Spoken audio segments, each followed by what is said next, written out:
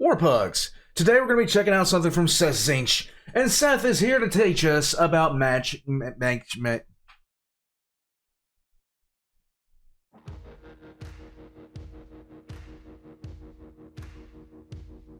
Warpugs, you saw in the beginning, SsethTzeentach, Might and Magic 7. This is a re-review, and this is the Archaic Fossil Edition. Trademark. Anyhow, guys, Seth is... oh, what can I say about Seth? Seth is the premier, one of the chief reviewers that I turn to when I need to know how a game is, if it sucks, if it does not suck. This is the man we turn to for the answers, Warpugs. It is him that we must lean on this person, and occasionally regret knowing what we found out. Warpugs, if you have not subscribed to Seth yet, you should. His links are in the description below. Go forth and click it. I was gonna come up with something quippy, but I failed utterly. It is just the nature of the beast. I am a moron. You guys do know this. I hope that you're having a fantastic Tuesday. Warpugs, let's get right into it. And now we watch a somebody pray over a teddy bear. Let's go. Hey people. Hi. Seth here. Hey. Pilgrimage. For some, this means visiting the Vatican or Mecca. For me, it's replaying my favorite game and subjecting my audience to a series of moldy pixels. Might imagine. Moldy pixels. Congratulations on your muffler. Moldy pixels are the way to go. And I love the 80s art style. 7 for Blood and Honor. What it lacks in length and fidelity, it makes up for by the fact that it's better than any psychological Skinner's box released today. There's a lot of party compositions, and technically, you could finish. I am pretty sure I played this or something very, very similar to this way back in the day. The game with anything, but it would be extremely painful. Coincidentally, the default is probably also the most complete experience. Behold, my party. We pick Goblin Knight for the smoker's voice. You have to choose me. A sorcerer and a cleric, so we can actually have fun. And my thief is simply a product of socioeconomic condition. Emerald Island is the tutorial zone, which you can never return to, which is a shame because it has one of my favorite tracks.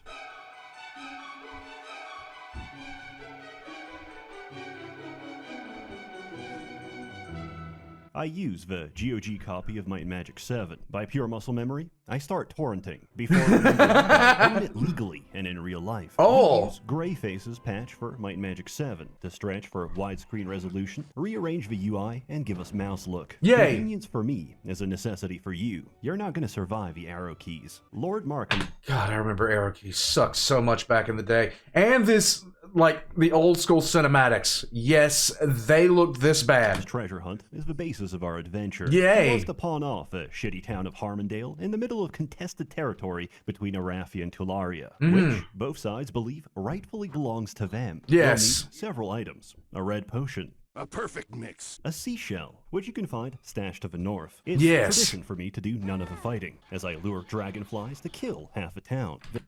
This is, as we say in the business, an advantage. This time, I keep Mr. Malwick alive. His associates will have a favor to collect on in the future. It's a lot more fun this way. As for rigging the contest, we don't really need the wand, but it's useful later on. A hat, which you can trade for a red potion from Brent, a mentally challenged adventurer who can't make his own. A floor tile, which you get from the Temple of the Moon, along with getting ambushed by another adventurer for your hat, who is also mentally challenged. Nice. There's one in the drawer right behind him. A longbow, which you find on the floor of the Dragon's Cave.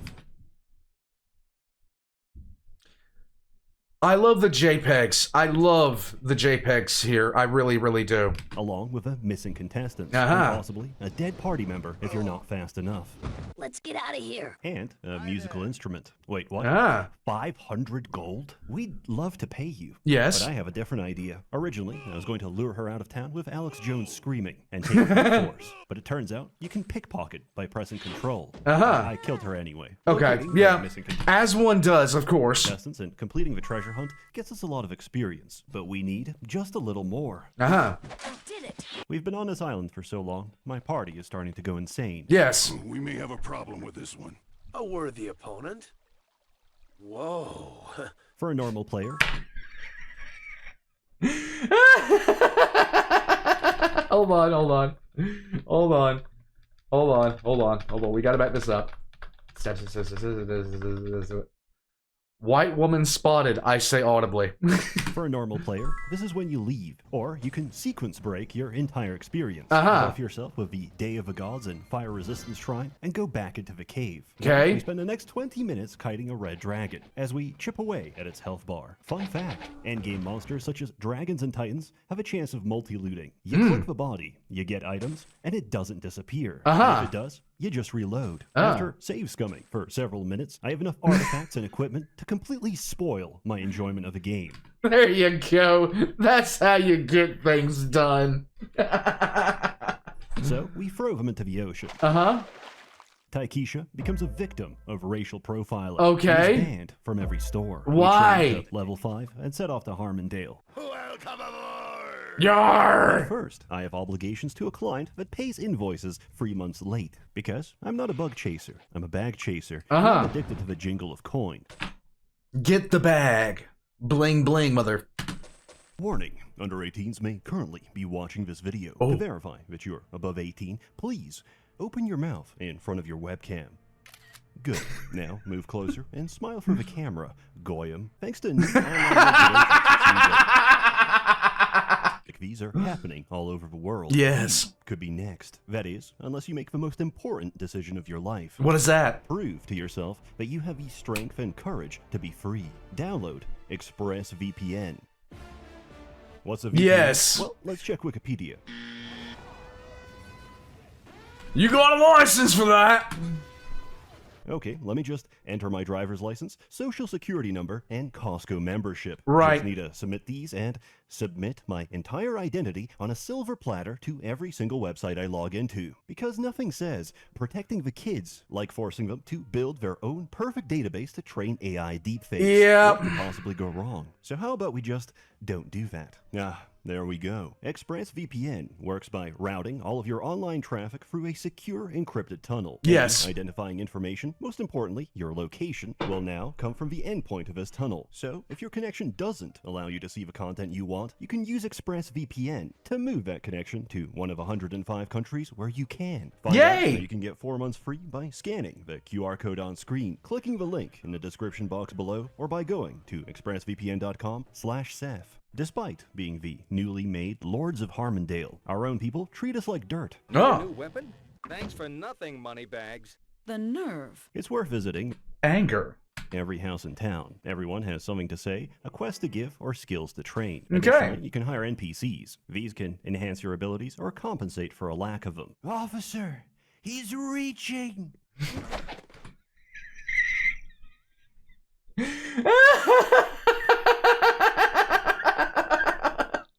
That was a close one. Generally, if they have a name, they can be interacted with. Unless they're called Peasant. This is a default name, like a fantasy version of Muhammad. Say it in public, and 20 people turn around. First order of business, we need to talk to our geriatric butler. It doesn't look too bad in here. It seems our castle is overrun with goblins. Yes. It's time to evict them.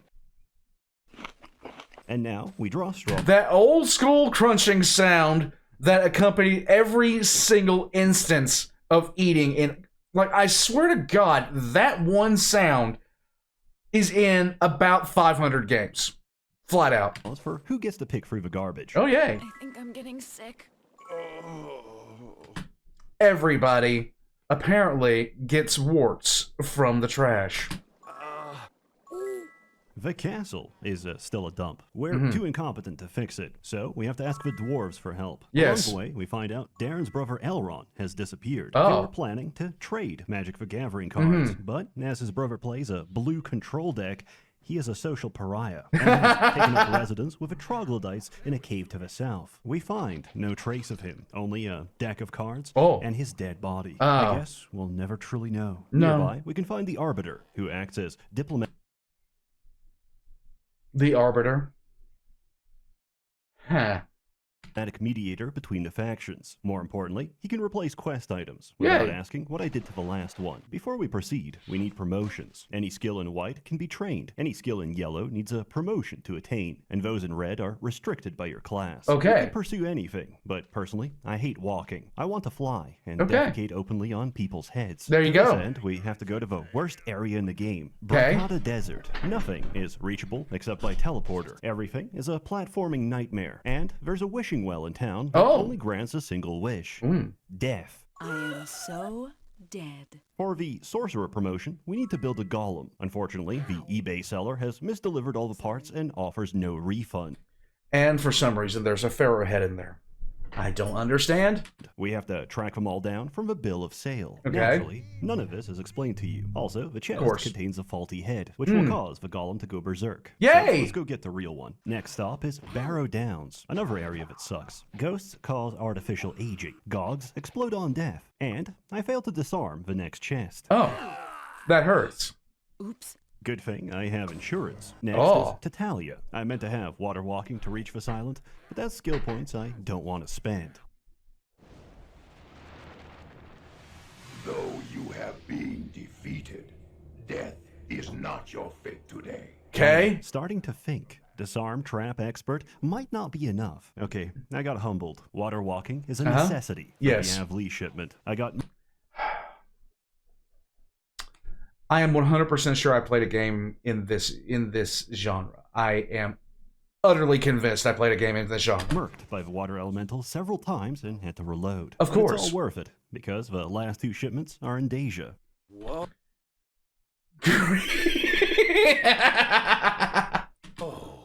We trail around town to avoid a restraining order, of course, some harpies, and get our remaining parts. We assemble our golem and turn our sorcerer into a wizard. Now we're traversing in style. You don't have to do it in this order, but it makes our other promotions easier. For Knight to Cavalier, we have to clear out a haunted house in Barrow Down. Why are they wearing leather harnesses? It's just a question. During which, Rogan develops a fluoride stare. Unfortunately, the person who can cure paralysis is currently paralyzed. So I have to reload. For thief into rogue, to even be able to talk to our quest giver, we need to fight past British teenagers. Yay! Inside the rankest septic tank sewer gutter. And then, we need to pay Lord Markham a visit and dash out with his antique vase. This is widely considered to be one of the hardest first promotions, which can also be completed in under 12 seconds. Nice. And finally, for Cleric to Priest, we need to find the navigational map to Evermorn Islands. Nice! Sorry. With everyone promoted, now's a good time to visit the Warlocks and learn Master Water Magic. Those look like dwarves, and they're not digging a hole. Unfortunately, they're only accessible through a set of shitty tunnels under Stone City. Beholders put you to sleep and make you insane. Okay. And Minotaur Lords. But what about other things that make you insane? Have a chance to cause instant death. We're not even going to try fighting them right now. Instead, we go invisible and sneak past them. Mind the hitboxes. Even a light brush against a frenulum is game over for us. Town Portal is a major convenience for getting around, which is why the trainer has to be located in the most inconvenient location in the game. As of course. Is geared and skilled up, we can proceed with the story. Oh, what a waste of time. Unfortunately, Keisha is arrested for an unpaid parking ticket, and we go to prison. A year later, we've served our sentence and can finally talk to the king. Nice. It seems his dwarves went off to romance the Medusas, who didn't take kindly to the advances of our short kings. No, that would be a thing. And I understand partially why they would like them, because, you know, every single guy looks at Medusa and is like, I can fix that. And then bad things happen. Turning them into stone. Everyone we need to rescue is on the top level, and we never actually have to interact with a single Medusa. However, sabotaging the elevator suspension is still free XP. We return our manlets to the king. He sends out his engineers and advises us to watch our backs. As the first lords of Harmondale that aren't completely incompetent, we're forced into politics. The castle may be fully repaired, but now it's occupied by vultures. Arathia and Avlee are at war, and they've sent for ambassadors to try and forge an alliance. Humans currently hold the border, which the elves claim was stolen during the Timber Wars. Neither of them recognize my legitimate claim to the land, as collector of several knickknacks on a remote island. Because of this, we're going to play both sides. Queen Catherine wants us to extract her spy before he's executed, while King Parson wants the floor plans to Fort Riverstride. But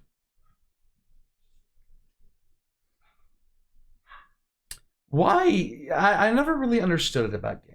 I never really understood about games Who are you to these people? Budget cuts and austerity have hit the military, as you'll be hacking through elves armed with branches and women armored from head to toe. Yes. But nothing in between. As the war Of course. is ongoing, these quests are timed. In a month's time, they'll call for a ceasefire. Both will go pray at the Wailing Wall in Bracada, and everything goes back to usual. You can choose to screw over each side by asking the king for a lookalike and the queen for a fake set of blueprints. Yes. However, this grants less experience, and prior to the patch, none at all. Bizarrely, you can also choose to screw someone over, feel bad about it, confess to their leader, and get executed. Which nice. has no impact on your ability to make small talk with the king. Of And course. now we wait around, gawking at the caked-up elven peasants. Hate to I was about to say, these guys are walking like they've just really got to go to the see him bathroom. go. Love to watch him leave. Yep. I don't want to go back to jail. So our next best option to advance the story is spend a few months training. When we get back, Judge Grey has a heart attack. Okay. As Lords of Harmondale, we reserve a right to choose his successor. Of course. This is where the game branches off, so I recommend saving beforehand. Judge Fairweather represents the Wizards of Bracada and successfully negotiates a peace treaty between Arathi and Avlee. Okay. Judge Sleen represents the Necromancers of Deja and lets our Judge Schleen in charge of the Necromancers. It's like Grima Wormtongue. What did you think they were going to do? sorcerer do all the talking. I want to see him kissing goblins, or if you catch him in bed with a goblin. You're going to have babies with a goblin. You're going to marry a goblin. Understandably, this leads to all-out war. Of course. But a lot of fresh bodies for our new allies. Welcome to the Path of Dark. Yes. This is a fire hazard of winding corridors. Homeowners Association would have a word about this. Grub good. But hey, we have much more charming residents. Uncle Baz looking rough since he sprained that ankle. A little Good bit. thing we've got the NHS. We need to see Archibald, which is more difficult than it sounds, because if I follow the guard's instructions, I'll accidentally enter a restricted area and get torn to pieces. For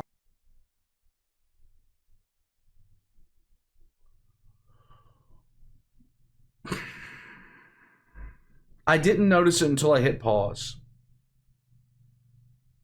If you see it, you understand. our initiation, we have to reach the end of a shithole. I can't decide what's worse, kiting 24 behemoths in a corridor, or getting jump scared by a trap that's 20 decibels louder than anything else in the game. Very nice. Colloquially known as the Waffle House that never sleeps, you have to complete the breeding zone in a single try. As leaving will reset the area. It's worth the suffering, because we get access to dark magic. Nice. Or so I thought. Oh. Members only. Time for our second promotions. Okay. For Cavalier to Black Knight, we have to rob the Elven Treasury. For Priest into Priest of Dark, we have to deface the altar in the Temple of the Sun. Both Okay. completely trivial. For Rogue to Assassin, we have to assassinate Lady Carmine, a diplomat who defected to the wizard's court. There's a horde of angels between her, so we have to go invisible. On the way there, I get distracted. Welcome. Uh-huh.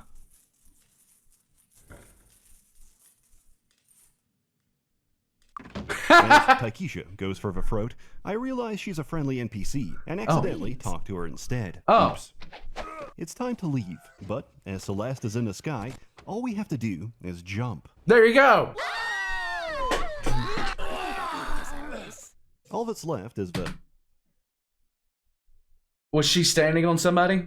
main reason for going dark, transforming our wizard into a lich. The Yay! lich requires a soul jar as our phylactery. And we're all out, but there's a stolen shipment stashed inside the walls of mist. We get no Sweet. experience from fighting here, so it's best to go invisible. This gives us a narrow time window between puzzle solving and staring at the backsides of genies. Yes. Genie is temporary. Lichdom is forever. And Yes. if you become a girl lich, you get pretty pink princess eyes instead. Yay! The forbidden pickle jar must never be consumed or thrown away. Attempt to do so, and you'll quickly find out why. Just as we finish our promotions, we get a letter from an old friend. Joe Rogan the priest. Niles Stanley, Oh, hi, Mr. Niles. Niles' employer, Ah. has come to collect on his favor. He wants Okay. us to steal a tapestry from Castle Gloaming. Doing this is a horrible idea, as it locks me out of story progression for at least a year of game time. But if I don't comply in a month's time, he's going to send starving adventurers and malnourished goblins to attack Harmondale. Okay. This isn't even a threat. It's an invitation to a good time. So we let the timer No. tick down and watch as my golem solos the entire raid. We celebrate by giving our goblin so many BBLs. She becomes the living ship of Theseus, with no original parts. Is she still Nicki Minaj, or simply an automaton animated by cellulite? It's worth doing the other. This is actually a good question. I never understood the way that people. Okay, I get it in some regards.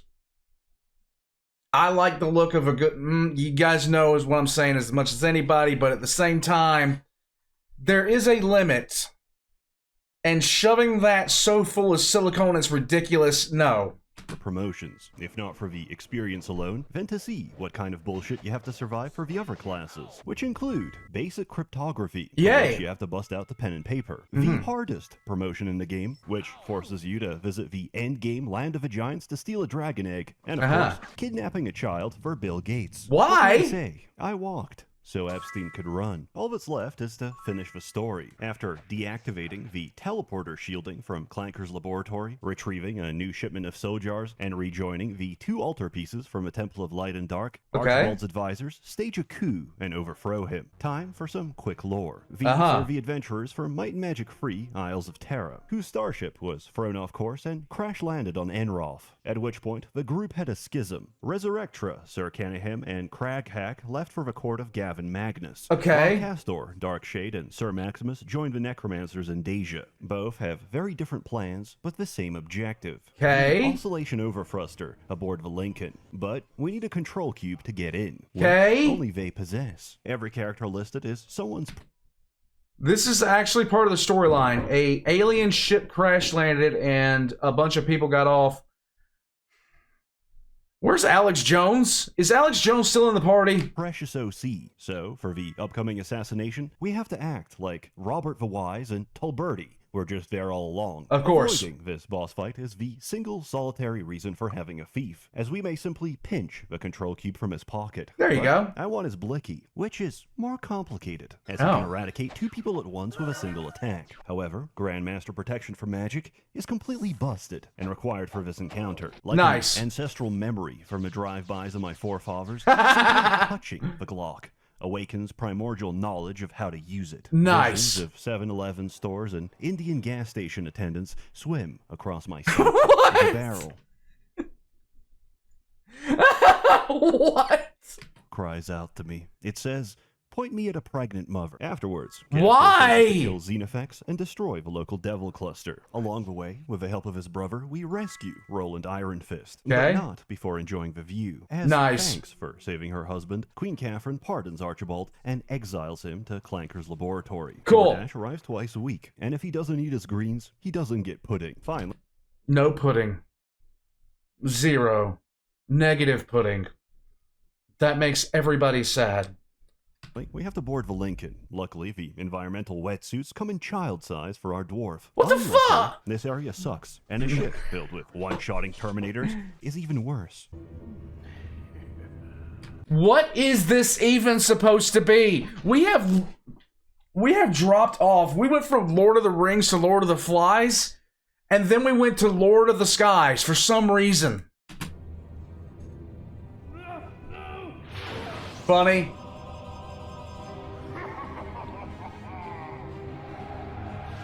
Yay! Restores the Heavenly Forge, which he uses to 3D print a billion guns and chimp out. Originally, this was the canonical ending, which would explain the appearance of a Forge faction in the upcoming expansion to Here Is Free. People didn't like it because it's sci-fi. I didn't like it because it looked shit. The canon ending is we reactivate the gate system to reach Web Station 5 and access other worlds seeded by the Ancients in the Spinward Rim, many of which are isolated and unknown to the Devils. So, that's Might and Magic 7. 26 years old, and still as good as the day it released. There's a myriad of guides and resources, which is partially why I never explained very much. The other reason being that I got tired, and I didn't feel like doing it. Each time I feel anxious about a video, I look at this picture of a divorced mother of 3, and immediately feel better. Because whatever I'm going through, she's got it 10 times worse. As always, more content to come, so stay tuned. Your gold is safe with us. A warm thanks to the members of a Merchants Guild, generously funding and bankrolling these videos. To play you out, here is Paul Anthony Romero, the game's composer.